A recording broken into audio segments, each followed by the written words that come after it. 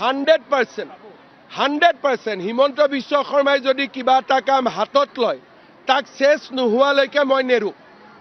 যিবিলাকে চিঞৰি চিঞৰি জুবিনৰ ন্যায় বিচাৰি আছে আৰু মই দিনে ৰাতিয়ে নোখোৱাকৈ কষ্ট কৰি আছোঁ যাতে জুবিনে ন্যায় পাব পাৰে।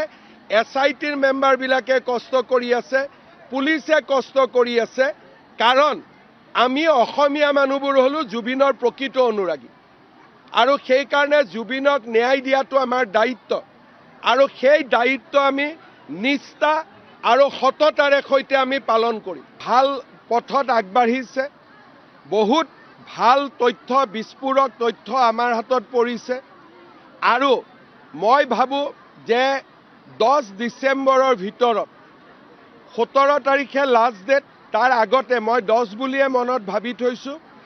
জুবিনৰ ঘটনাক সম্পূৰ্ণ ৰাইজৰ সন্মুখলৈ আমি আনিব পাৰিম।